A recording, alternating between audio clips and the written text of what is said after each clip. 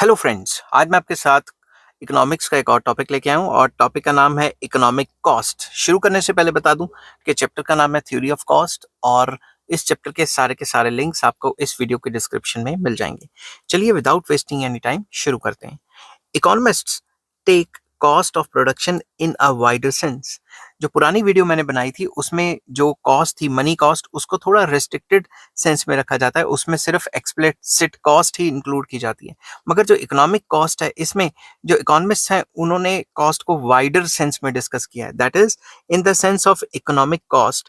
तो basically economic cost का जो कॉन्सेप्ट है, इसमें तीन फर्दर कॉस्ट इंक्लूड की गई हैं, जो कि एक्सप्लिसिट कॉस्ट होती है, इम्प्लिसिट कॉस्ट होती है और एक मिनिमम नॉर्मल प्रॉफिट होता है।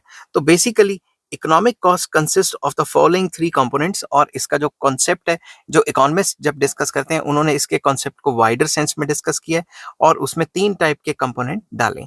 तो मैं एक एक करके तीनों के तीनों डिस्कस करूंगा। सबसे पहले एक्सप्लिसिट कॉस्ट, ये तो हमने पीछे डिस्कस भी कर ली थी, दोबारा कर लेता हूँ।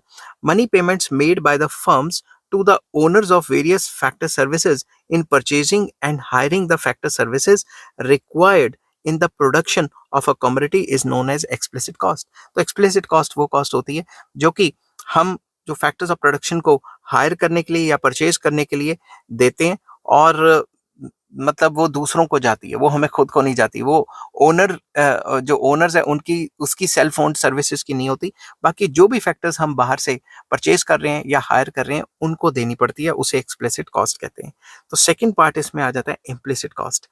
Implicit cost refers to imputed or estimated value of inputs owned by the firm and used by it in its own production unit।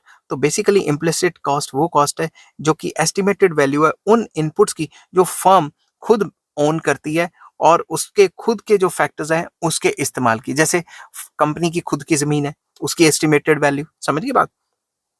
It is the estimated cost of self owned और self employed services या resources. तो basically self owned resources जो company के पास हैं, उनका क्या जो है एक्सपेक्टेड वैल्यू है, उसे हम इम्प्लिसिट कॉस्ट कहते हैं। बिसाइड्स परचेजिंग और hiring resources from others, a producer may also use his own factor services in the process of production. ठीक है, तो बिसाइड्स परचेजिंग और हायरिंग का मतलब है बाहर से तो परचेज और हायर करने ही पड़ेंगे फैक्टर सर्विसेज को, मगर कुछ फैक्टर सर्विसेज जो प्रोड्यूसर होता है उसके खुद की होती हैं, सेल्फ ओन्ड होती हैं।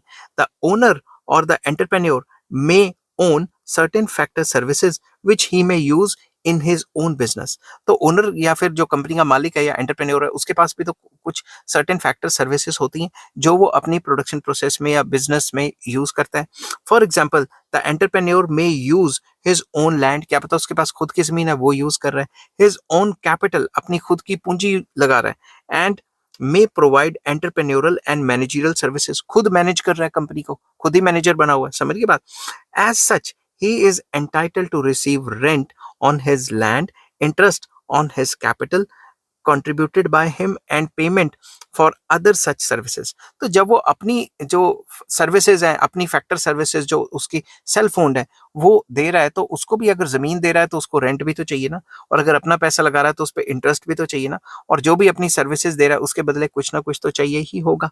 उसकी एस्टिमेटेड वैल्यू जो होगी उसे हम इम्प्लिसिट कॉस्ट कहेंगे। When a producer uses self owned factor services in his own production unit, he foregoes the opportunity of earning income by selling these factor services to some other producer। अगर वो ये factors को अपनी company में नहीं use करता, किसी और प्रोड्यूसर को दे देता, तो वहां से भी तो कुछ ना कुछ कमा लेता ना। Thus, in case of such factors of production that the firms neither purchases nor hires, their cost must also be calculated। तो ऐसे कुछ फैक्टर्स होते हैं जो कंपनी यूज तो कर रही है मगर उनको परचेज या हायर करने की जरूरत नहीं है। तो जब भी हम कॉस्ट की बात कर रहे हैं तो ऐसे फैक्टर्स की बात भी हमें करनी चाहिए, ऐसे फैक्टर्स की वैल्यू भी निकालनी चाहिए। Such cost need to be imputed और estimated from what they could earn in their best alternative use.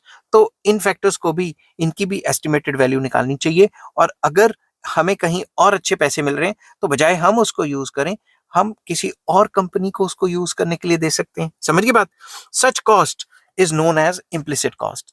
इन ये सारी कॉस्ट को जो वो खुद ऑन करता है उसे इम्प्लिसिट कॉस्ट कहा जाता है। नेक्स्ट आ जाता है इसके अंदर नॉर्मल प्रॉफिट। तो जो ओनर है या एंटरप्रेन्योर है या कंपनी है, उसको एक मिनिमम लेवल ऑफ प्रॉफिट तो चाहिए ना, ताकि वो सरवाइव कर सके। उसको भी हमने इसी टाइप की कॉस्ट में इंक्लूड किया है। Normal profit is defined as the minimum payment which a producer must get in order to induce him to undertake the risk involved in production. तो नॉर्मल प्रॉफिट वो पेमेंट है, वो minimum payment है जो producer को induce करती रहेगी, जो प्रोड्यूसर को पंप अप करती रहेगी कि वो प्रोडक्शन का रिस्क ले और जो भी रिस्क लेके प्रोडक्शन करे। ठीक है, तो मिनिमम लेवल ऑफ प्रॉफिट एक ऐसा प्रॉफिट होता है जो कहे कि चलो ये काम करके देखते हैं, इतना तो प्रॉफिट बन ही जाना चाहिए। ठीक है ना। Normal profit is the minimum supply price of the entrepreneurial services. तो ये भी कहा गया है कई बुक्स में कि जो नॉर्मल प्रॉफिट है वो एक मिनिमम सप्लाई प्राइस है जो एंटरप्रेन्योरल सर्विसेज देने के लिए। मतलब प्रोड्यूसर क्यों काम करेगा, उसे मिनिमम लेवल ऑफ प्रॉफिट तो होना ही चाहिए ना। It is in a way reward और remuneration of services of the entrepreneurs. तो सिंपल वर्ड्स में जो भी एंटरप्रेन्योर्स या प्रोड्यूसर्स हैं उनका रिवॉर्ड या रिम्यूनरेशन हो गया, उनकी मिनिमम इतनी तनख्वाह तो होनी चाहिए तभी काम करेंगे। It is a part of cost of production because unless the entrepreneurs expect to get it in the long run, he is not likely to undertake the production। तो ये बेसिकली एक ऐसा मतलब रिवॉर्ड है जो कि हर एक एंटरप्रेन्योर या प्रोड्यूसर एक्सपेक्ट करता है कि भाई अगर मिनिमम इतना मिलेगा लॉन्ग रन में तो काम करेंगे, नहीं तो नहीं करेंगे, क्योंकि फिर करने का फायदा ही क्या हुआ। समझ की बात।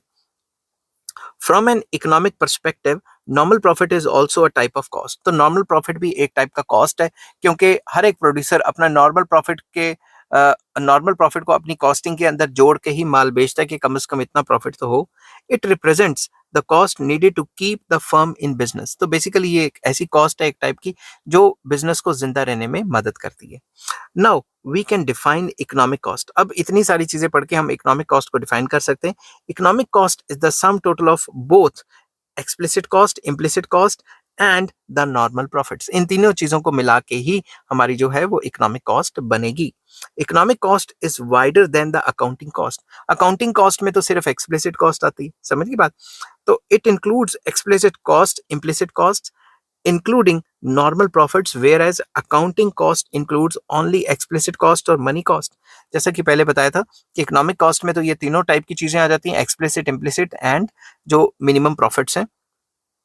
बट जो मनी कॉस्ट है उसमें सिर्फ एक्सप्लिसिट कॉस्ट ही आती है। In the theory of price cost is taken in the sense of economic cost. जब भी हम प्राइस की बात करते हैं, थ्योरी ऑफ प्राइस या प्राइस डिटर्मिनेशन की बात करते हैं, तो जब भी हम कॉस्ट लेंगे तो उसको इकोनॉमिक कॉस्ट के पर्सपेक्टिव से डिस्कस करेंगे, ना कि अकाउंटिंग कॉस्ट के पर्सपेक्टिव से डिस्कस करेंगे। ठीक है। आई होप ये वीडियो आपको पसंद आई होगी। अगर पसंद आती है तो please like, share and subscribe. इस चैप्टर के सारे लिंक्स आपको इस वीडियो के डिस्क्रिप्शन में मिल जाएंगे। और नेक्स्ट टॉपिक मैं डिस्कस करूंगा अपॉर्चुनिटी कॉस्ट क्या होता है। Till then take care, bye bye.